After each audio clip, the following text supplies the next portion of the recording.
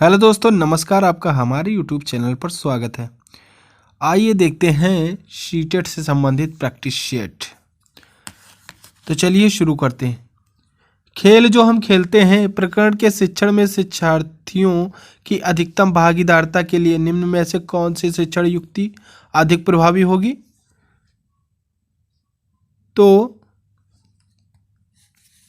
अधिक खेलों के खेल यानी कार्ड बनाना और उन्हें शिक्षार्थियों को दिखाना, शिक्षार्थियों को भीतर और बाहर खेले जाने वाले विभिन्न खेलों के नाम याद करने के लिए कहना, या शिक्षार्थियों को टेलीविजन पर खेल संबंधी कार्यक्रमों को देखने और उस पर आधारित सामान्य परियोजना कार्य बनाने के लिए कहना, या शिक्षार्थियों को खेल के मैदान में ले जाना और उन्हें अलग अलग दिनों में अलग अलग खेल खिलाना।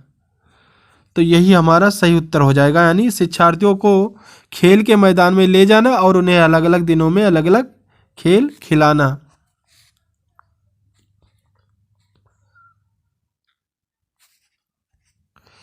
आंचल अपनी कक्षा 5 में पर्यावरण अध्ययन की कक्षा में अक्सर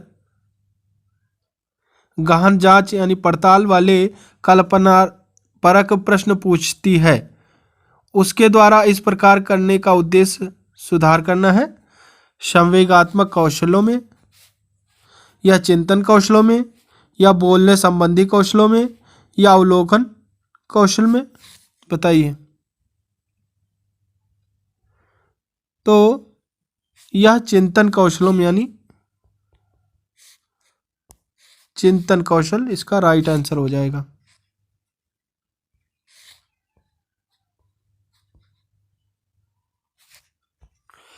कक्षा 5 के शिक्षार्थियों को यदि हम समाप्त हो जाए पाठ पढ़ाने के बाद शीला प्रकरण के बारे में शिक्षार्थियों की समझ के स्तर के बारे में जानने के लिए एक परीक्षण प्रसारित करती है, उसे यह जानकर आश्चर्य होता है कि एक बड़ी संख्या में शिक्षार्थी संबंधित अवधारणा को नहीं समझ पाए। इसका प्रमुख कारण हो सकता है, इसका प्रमुख कारण क्या हो सकता है? आप लोग बताएं फटाफट। शिक्षार्थियों का संज्ञानात्मक स्तर अच्छा नहीं था, बिल्कुल गलत। यह प्रकरण पाठ्य पुस्तक में शामिल किए जाने योग्य नहीं था, बिल्कुल गलत। शिक्षार्थियों को यह प्रकरण रोचक नहीं लगा, या उसने प्रकरण को पढ़ाने के लिए सही पद्धति का प्रयोग नहीं किया। तो इसका जो राइट आंसर हो जाएगा, उसने प्रकरण को पढ़ाने के लिए सही पद्धति का प्रयोग नहीं किया।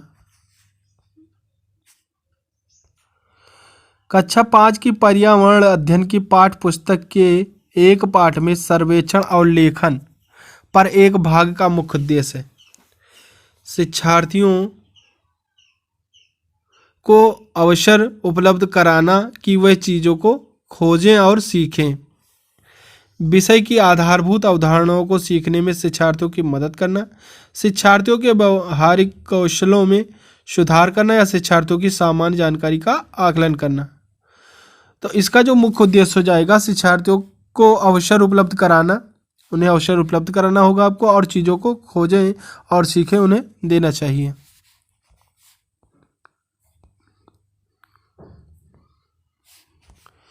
ईवीएस संक्षेपण अर्थ में प्रयुक्त होता है इन्वायरमेंटल साइंस, या इन्वायरमेंट सोर्सेज, या इन्वायरमेंटल स्टडीज, या इन्वायरमेंटल स्किल्स। तो ईवीएस संक्षेपण अर्थ में प्रयुक्त होता है इन्वायरमेंटल स्टडीज।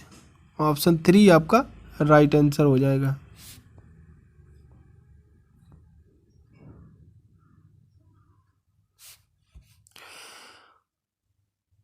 भारत के मानचित्र में दिल्ली की स्थिति के सापेक्ष हिमाचल देखभाल प्रदेश की राजधानी यानी शिमला और मध्य प्रदेश की राजधानी भोपाल क्रमशः स्थित है। दिल्ली के किस तरफ यानी किस एरिया में स्थित है?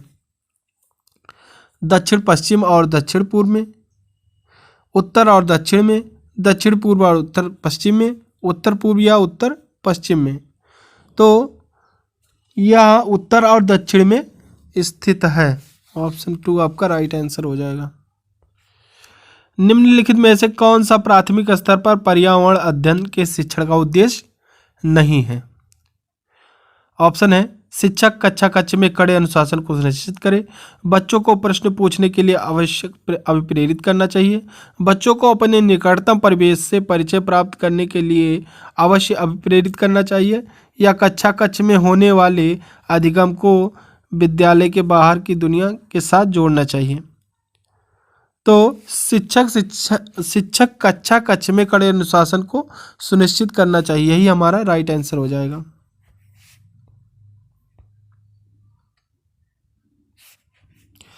कोई डॉक्टर एक मरीज को खाने के लिए कुछ दवाइयाँ लिखता है और साथ ही गुड़, आंवला और हरी पत्तेदार सब्जियां जरूर खाने का सुझाव देता है। यह मरीज किस रोग से पीड़ित होना चाहिए? मियादी बुखार, मलेरिया, अनीमिया या अनीमिया।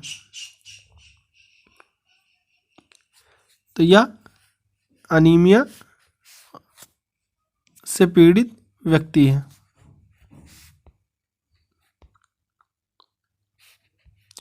निम्नलिखित समूहों में से उस समूह को चुनिए जिसमें खाना पकाने के तरीके यानी ढंग दिए गए हैं।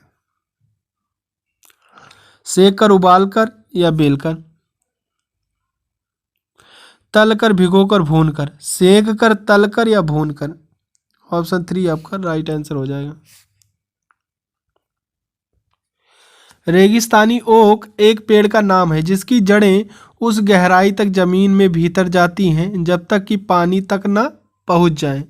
इस पेड़ की जड़ों की गहराई इस पेड़ की ऊंचाई से लगभग 30 गुनी होती हैं। यह पेड़ कहाँ पाया जाता है? ऑस्ट्रेलिया, राजस्थान, आबू धाबी या फिर रूस। तो यह पेड़ राजस्थान में पाया जाता है। माउंट एवरेस्ट के बारे में सही कथन चुनिए।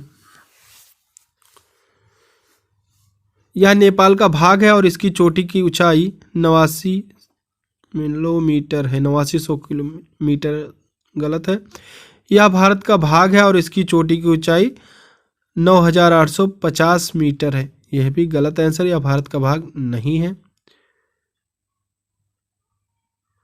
यह तिब्बत का भाग है और इसकी चोटी की ऊंचाई 9850 मीटर है। यह भी गलत है। यह जम्मू और कश्मीर का भाग है और इसकी चोटी की ऊंचाई 8900 मीटर। यह भी गलत है।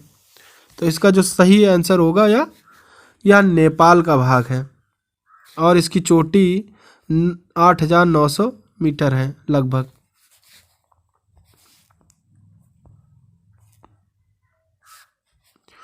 कांसा दो धातुओं का मिश्रण है। ये दोनों धातु कौन कौन सी है? तांबा और टिन, तांबा और लोहा, आयरन, एल्युमिनियम और टिन, तांबा और जस्ता। तो कांसा दो धातुओं का मिश्रण है या तांबा और टिन का मिश्रण है।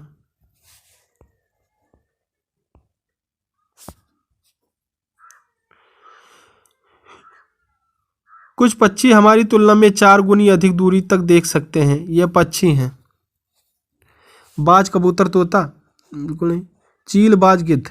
यही आपका राइट आंसर हो जाएगा।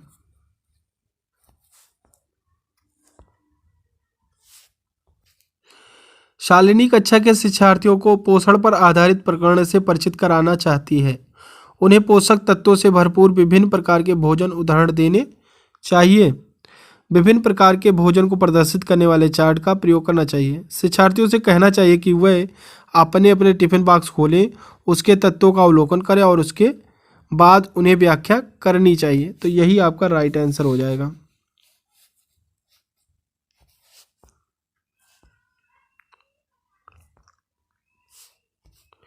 जीव जंतुओं पर आधारित पाठ को पढ़ाने के बाद शीतल कक्षा 6 के विद्यार्थियों के लिए चिड़ियाघर के भ्रमण का आयोजन करती है। यह डांट डांट में शिक्षार्थियों की मदद करेगा। किस चीज में मदद करेगा? दैनिक समय सारणी की चर्चा में बदलाव, कक्षा का 6 अधिगम को वास्तविक जीवन की परिस्थितियों के साथ जोड़ना, जीव जंतुओं को पालतू कैसे बनाया जाए इसके लिए नस्लता का विकसित करना, या जीव जंतु संरक्षण के कौशलों के विकास गांव के एक छात्र। तो इसका जो राइट आंसर हो जाएगा वह कक्षा का 6 अधिगम को वास्तविक जीवन की परिस्थितियों के साथ जोड़ना।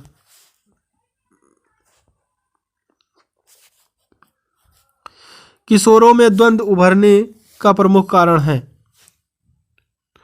पीढ़ियों का अंतर, अवसरों की प्रतिकूलता, निराशा तथा निस्सहायता, किशोरावस्था में स्वप्न दर्शन। तो किशोरों में द्वंद्व उभरने का प्रमुख कारण पीढ़ियों का अंतर हो जाएगा। जब बच्चे को कोई नियम या सिद्धांत सिखाना हो तो अध्यापक प्रयोग करेगा, क्या प्रयोग करेगा? ऑप्शन है आगमन विधि, निगमन विधि, विश्लेषण विधि, कहानी कथन विधि। तो जब बच्चे को कोई नियम या सिद्धांत सिखाना होगा तो विश्लेषण विधि का प्रयोग करेगा। भूल भुलैया परीक्षण के लिए उपयुक्त आयु है, कौन सी आयु है? 10 से 16 वर्ष, 6 से 14 वर्ष, 1 से 3 वर्ष या 5 से 10 वर्ष। तो भूल भुलैया के परीक्षण के लिए उपयुक्त आयु 10 से 16 वर्ष है।